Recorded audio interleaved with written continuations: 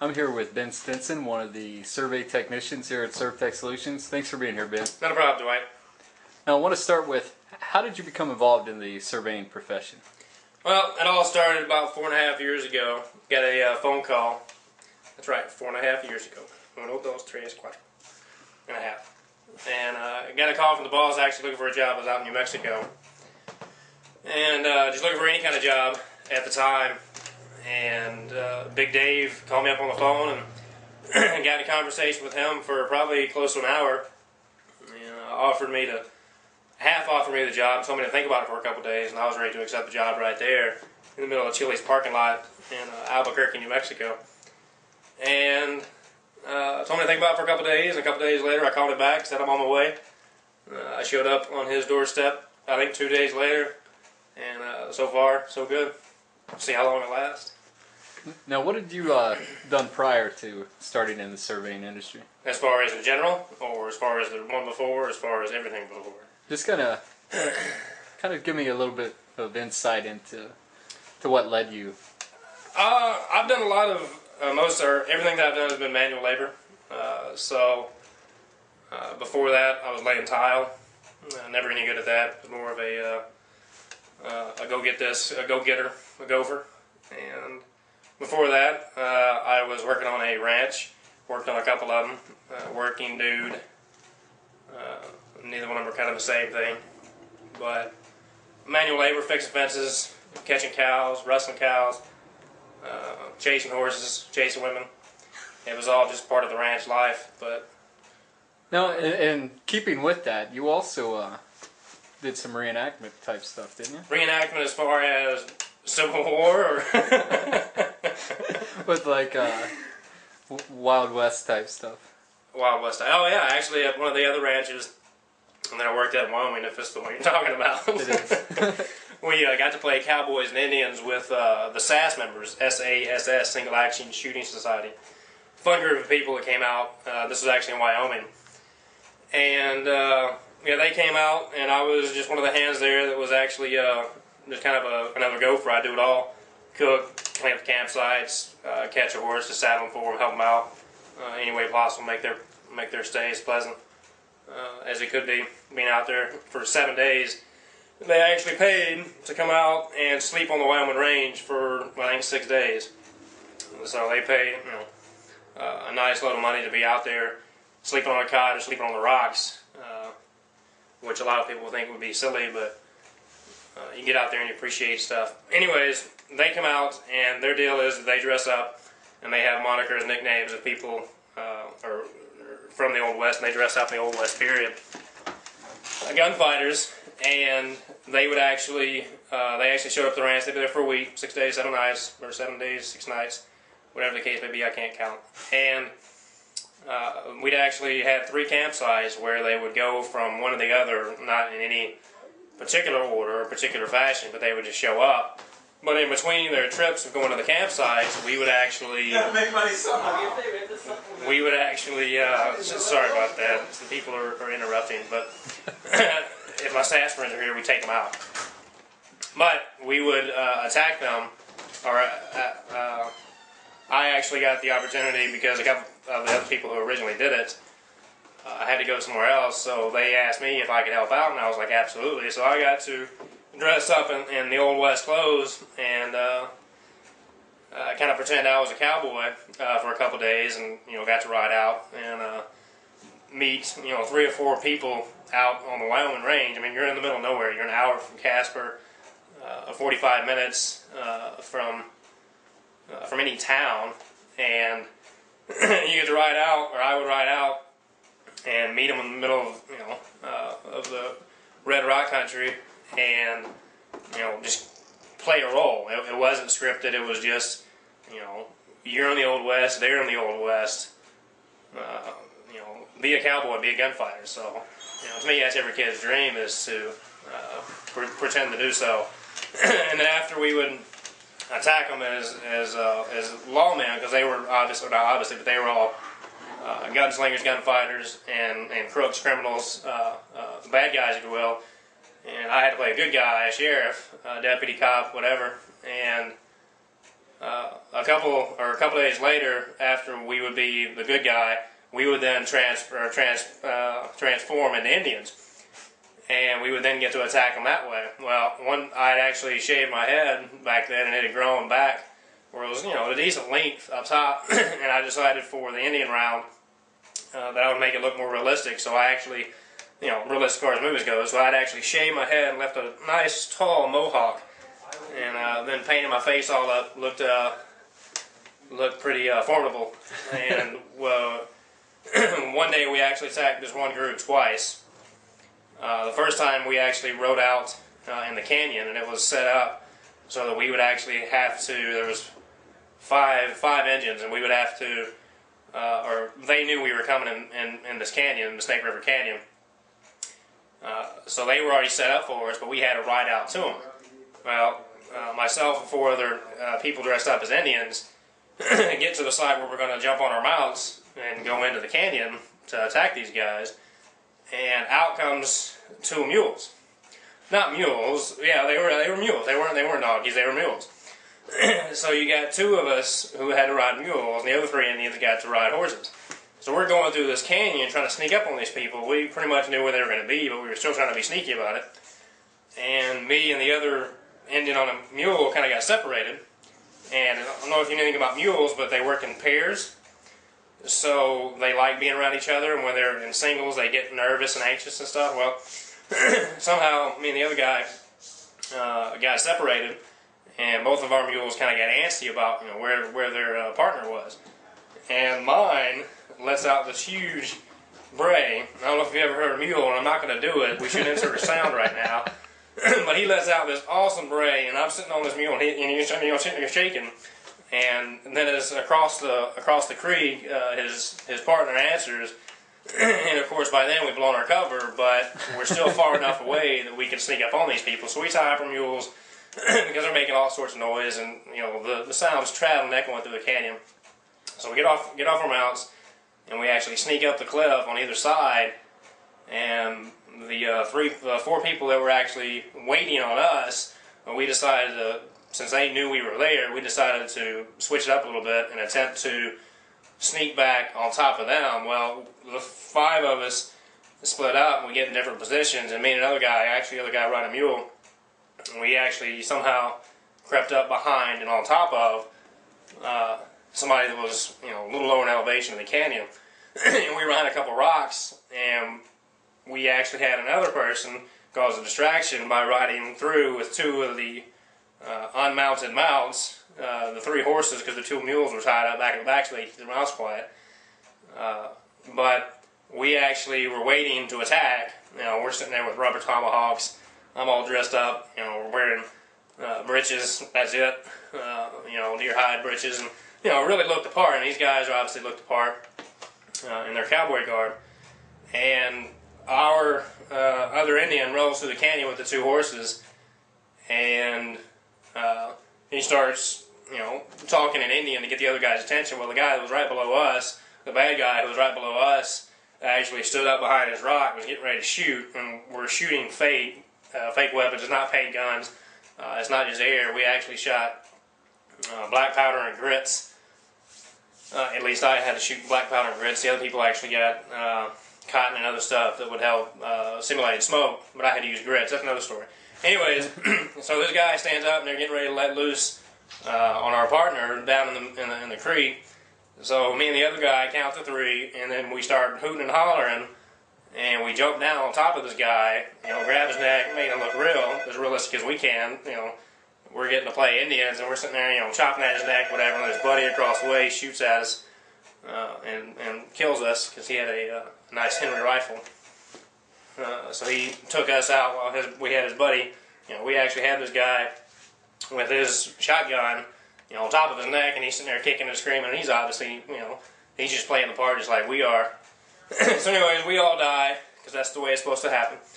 They run off, we get back on and ride our mules, Indians riding mules out of the canyon and going about our business, and it was great. I don't remember how old it was, it was a couple lustrum ago, but got to play cowboys and Indians for a summer.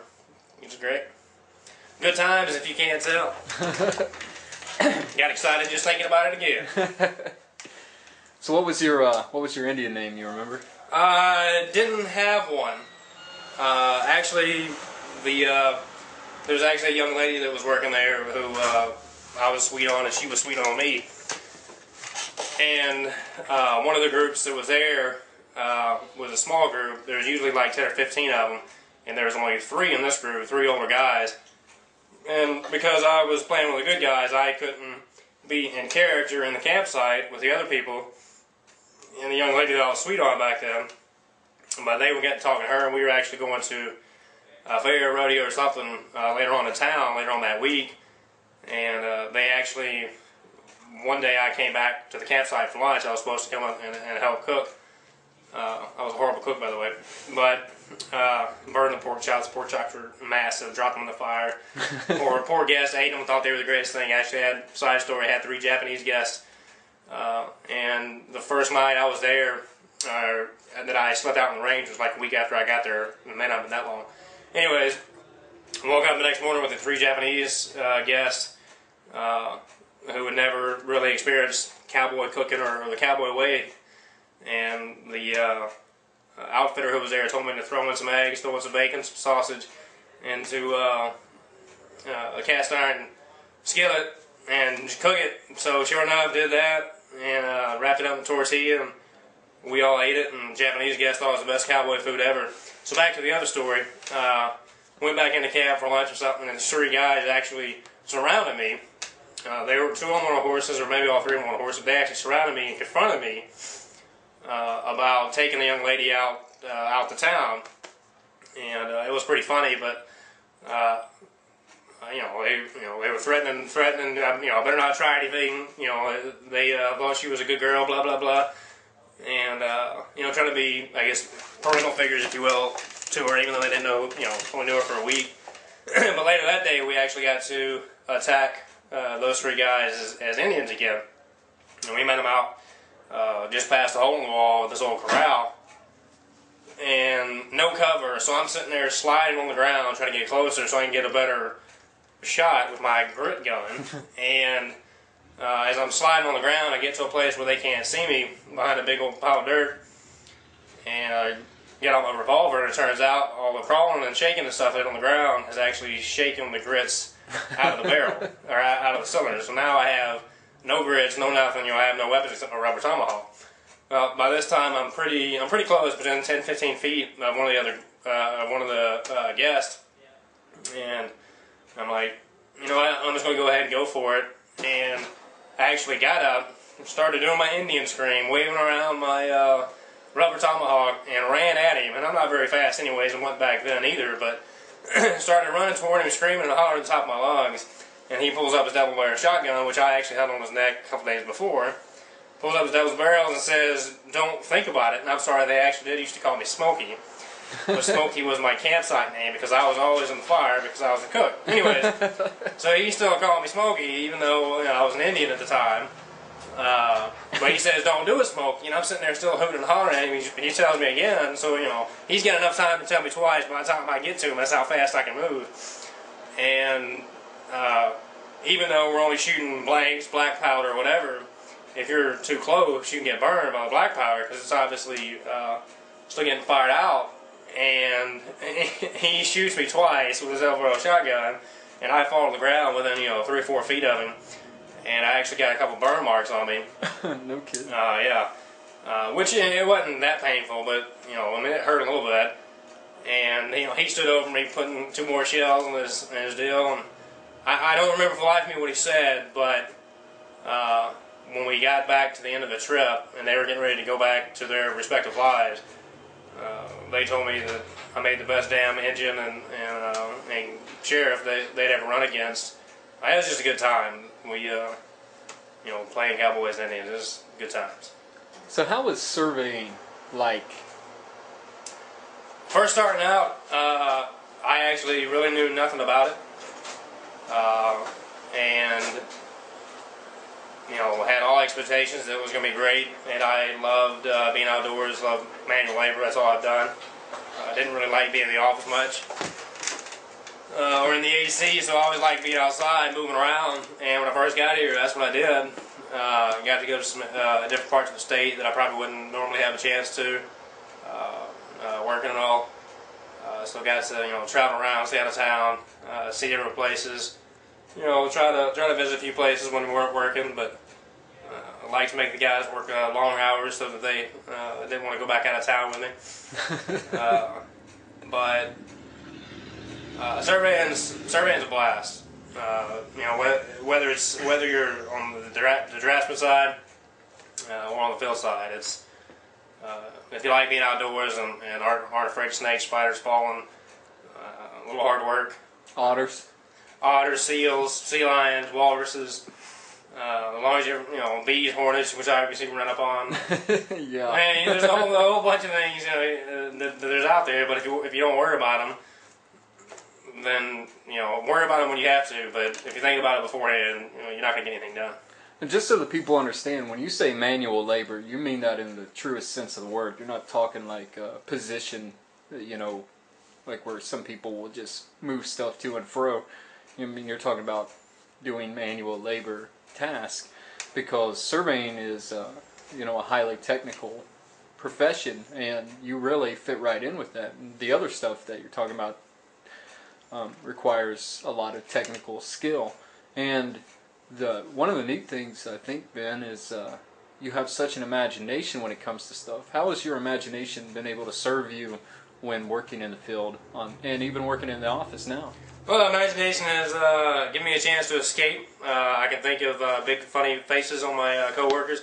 No, you get to, or when you first start out and don't know anything, and you're out there in the field, and you're obviously when you're first starting, you don't know what's going on, and trying to get a grasp on things as far as what's needed to be picked up and what's not needed.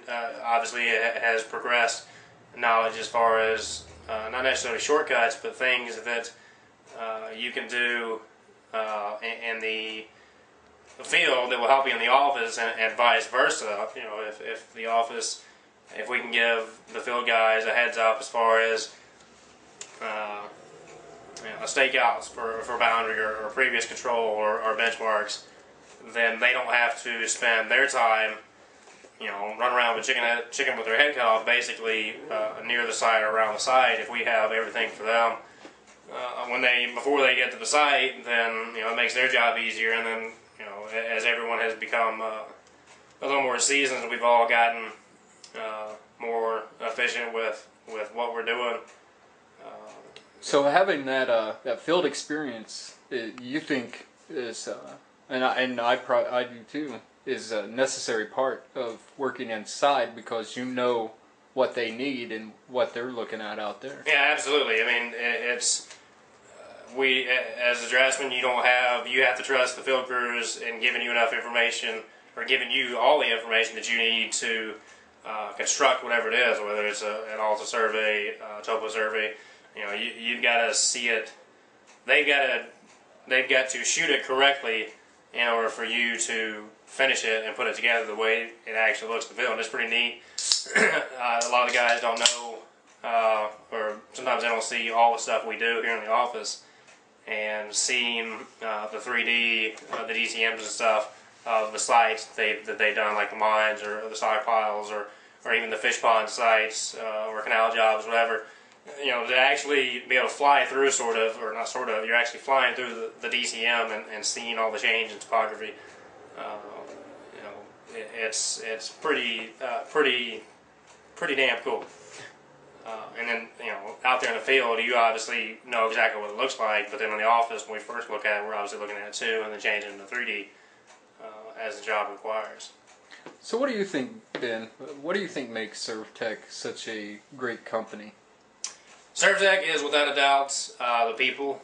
The equipment we have is obviously top of the line, but the people, from the employers to all the draftsmen to all the field guys to all the linemen.